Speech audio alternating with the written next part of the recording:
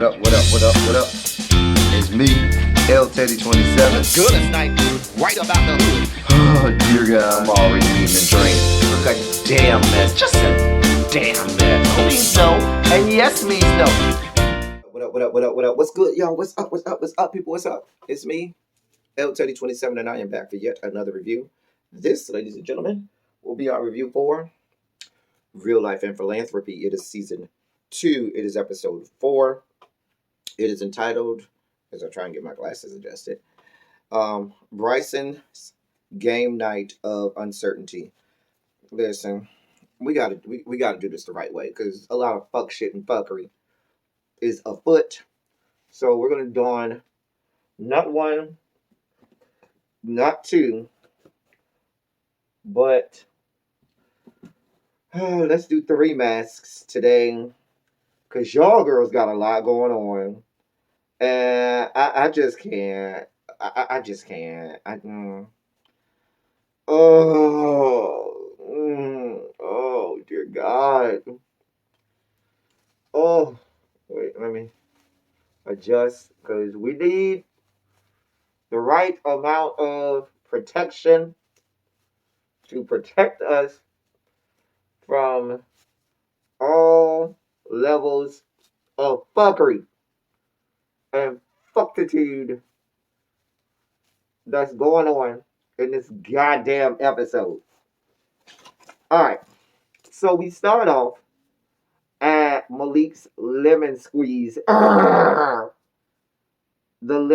lemonade splash now. Because apparently production got in his ear, like we said last review, and said, how the fuck you gonna have a goddamn lemon squeeze and y'all hoes only knew each other half a day? What are you squeezing? Apparently, you squeezing piss out of Kwanzaa, according to her. Cha. This drink is pretty good, though. Ooh, shit. Anyway, put my masks back up. God. Okay, so it wasn't a whole lot to see here. I mean, because it really did make sense for you to be having a lemon squeeze and y'all don't know each other. Like, girl, make it make sense. Everybody was there except Kwanzaa. Was Roshane there? I think Roshane was there. I know Kwanzaa wasn't there. But that don't make sense either. Because you got a whole ass cast member on the show based out of Atlanta that stays in fucking Alabama. There was a highlight to this. There was a beautiful black queen that was there who's a business owner. She owns a lemonade business called Lemon Made. Beautiful black queen that was there. And she, they promoted her businesses, and she seemed to be very well versed in the field, had expertise in the lemons and the organics and the botanicals and horticulture and everything that involves lemonade. So I was here for it. I was here for her part. The rest of it, I was like, why are we here? What is happening? And that was that. Then we see Bryson goes over to Jamie's house because Jamie done turned into this season's bone collector. Mama said I ain't have a storyline last season. I don't have a storyline this season. I have no reason to be here. So let me find a reason to be here. I'm gonna just carry the bones. And so that is Jamie's whole purpose this season, to carry bones. I mean, why else are you here? Anyway, now Bryson, Bryson,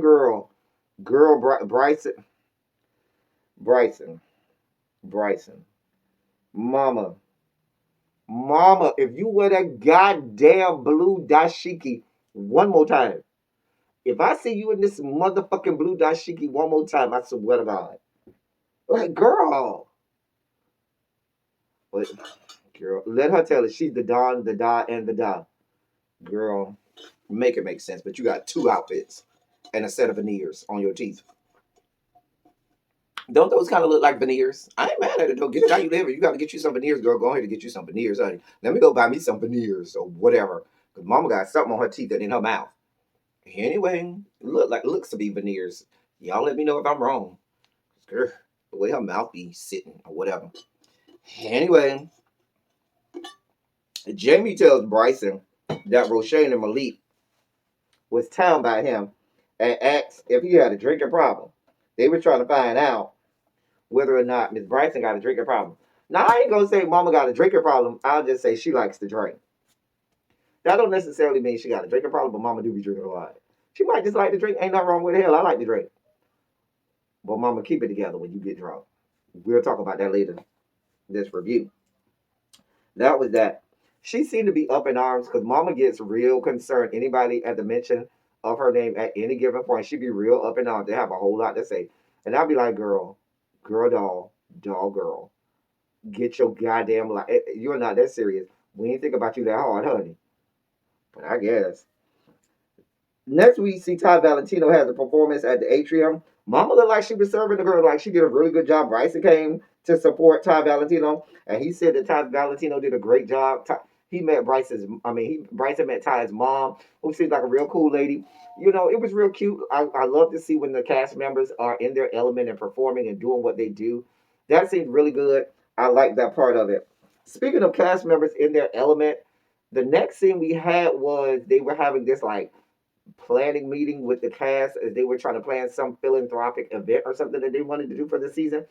And I feel like this was Malik in his element, like him organizing and him doing these things where he's putting ideas out there and getting a group of people to organize and galvanize behind certain things.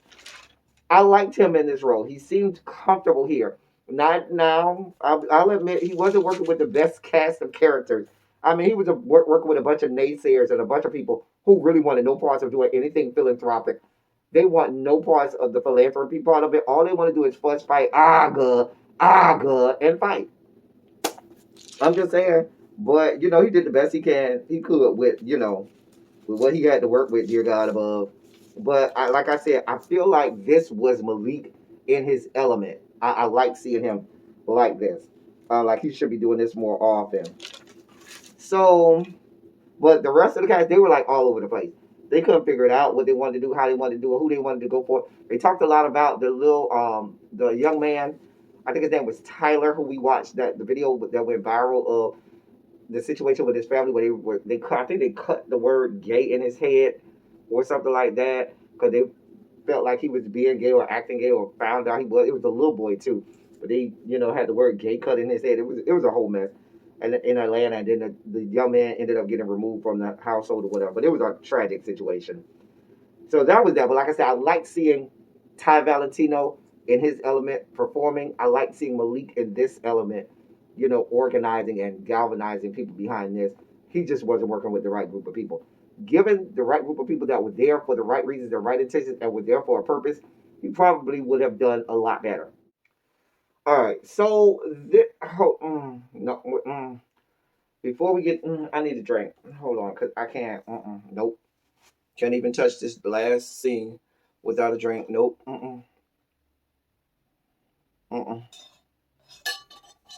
Let me do a little prayer before this last scene. Father, I stretch my hand to thee. No other help I know. Dear God, help me make it through this last scene, God, without losing my whole mind.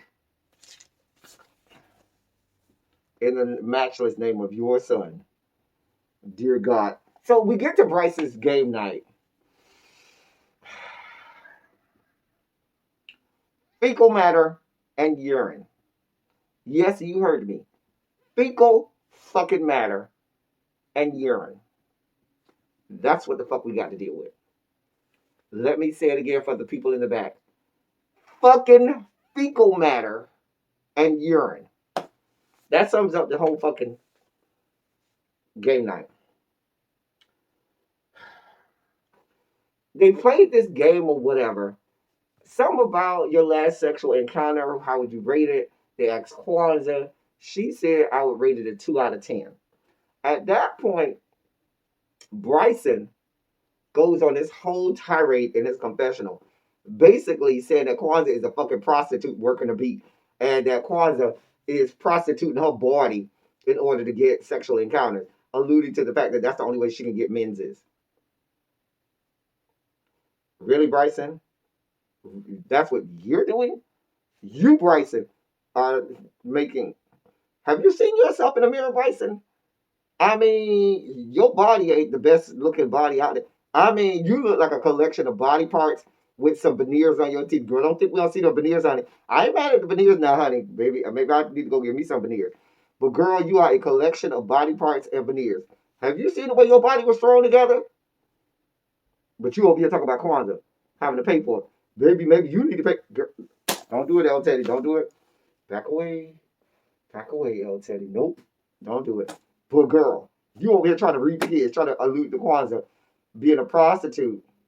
You might want to try prostitution, Bryson. Anyway, something about the man that she was with.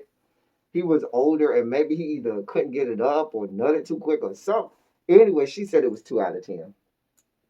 And there was a whole to-do about that. Which led to, oh dear God. I'm trying, y'all. I'm trying. Dear God, help me, Lord. Help me. Oh, just, oh, I can't. Which led to us talking about fecal matter. How? Because Rudolph and Darion thought it was a good idea to tell us that they don't clean their cooch before they have sex.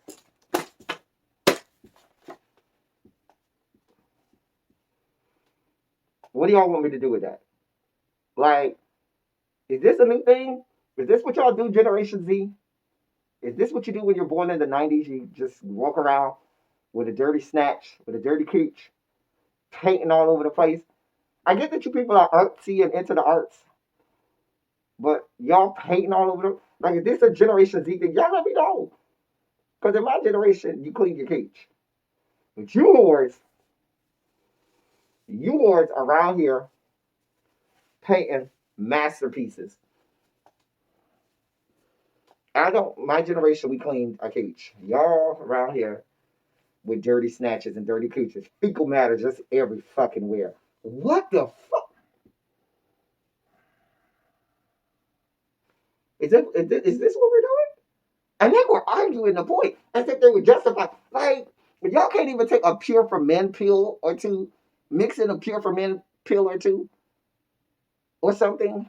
Like, they make pills. Well, even if you don't want to go through the whole arduous process of enemas or enema bottles or using the warm water with the, squeeze bottle.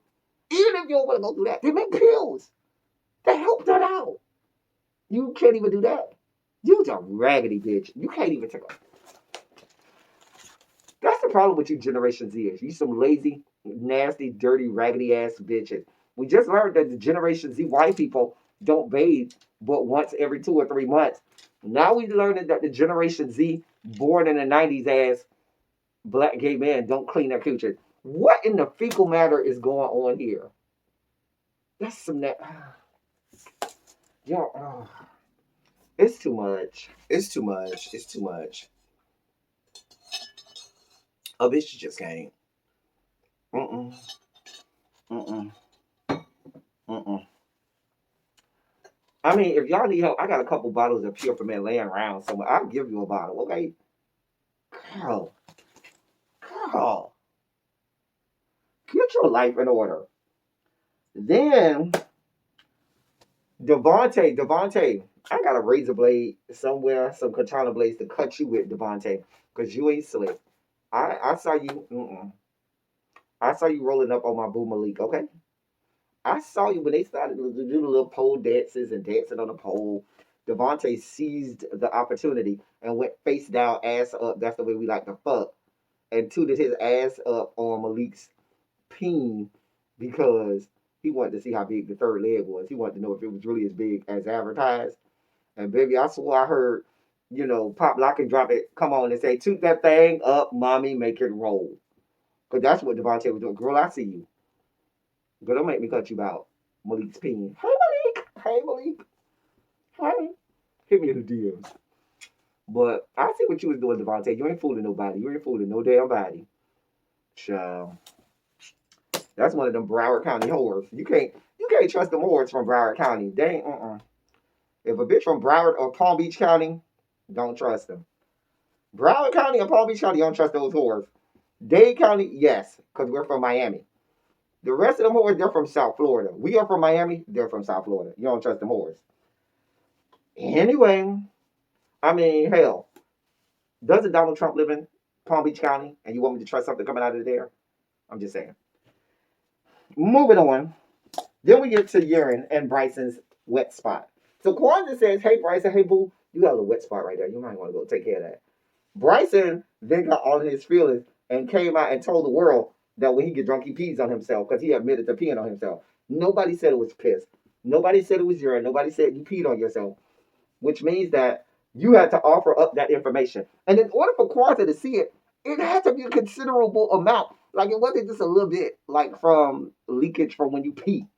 You actually had to fucking urinate on yourself for Kwanzaa to look and say, oh, girl, you spilled. She probably thought you spilled your drink or something. It had to be a good amount, which means you actually peed. Now, I was with Malik on this because Bryson tried to explain it away. Oh, we all go through that. We all got. First of all, rule number one, you said you was free balling and you ain't wear no draws, which leaves a horrible, horrible mental picture scorched into our retinas for the rest of time that we can't get away from, which is the worst picture imaginable. Like, I want to gouge my eyeballs out just thinking about it. Ugh.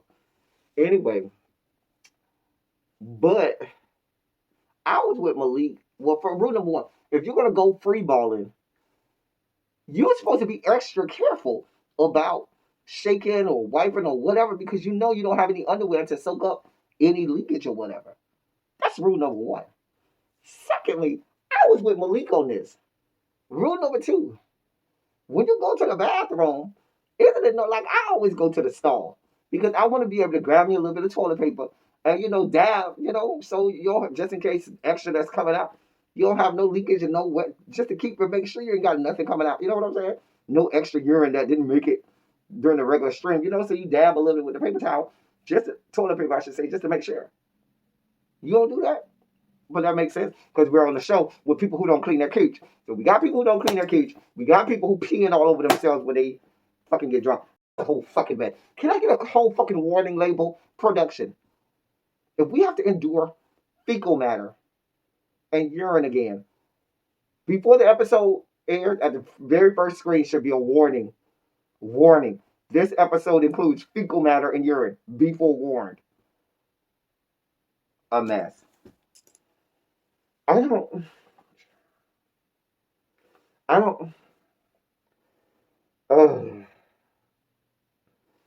know what y'all want me to do with this. Bryson gets mad with Rudolph because he says, oh, you can't be siding with Kwanzaa because you ain't know Kwanzaa long enough. Now, on one side, your argument doesn't work. Because knowing somebody long enough, I can know you for half a second and be able to side with you if you say a bitch shouldn't be peeing on themselves, first of all. But your argument would have worked, Bryson, had you said you can't be siding with Kwanzaa because your dirty ass don't even clean your dirty ass cooch. So you over here leaking feces and fecal matter. Don't worry about me leaking urine. That was the argument you were supposed to make. Not here or there. The whole fucking episode was a shit show. Literally. And it went out from there. Listen. I don't know what y'all want from me. Can we bring back Gerald and Jerome? If I gotta deal with urine and fucking fecal matter, bring back the old past. We didn't have the problem of urine and fecal matter when it was Jerome and Gerald. But you got these new wars, and now we're dealing with urine and fecal matter. Fuck out of here.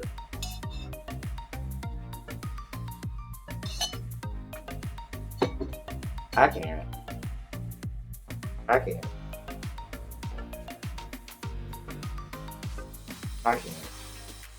What do y'all want me to do? If we have to deal with urine and fecal matter next episode, I won't be back next episode. I'm going to skip that episode. So, until the next time, if you see me, look for me. If you don't see me, don't look for me. I'm just saying. Because if I have to deal with another episode of urine and fecal matter, I'm not going to make it. That's all I got for y'all. Thank y'all for coming. Y'all stay free on out.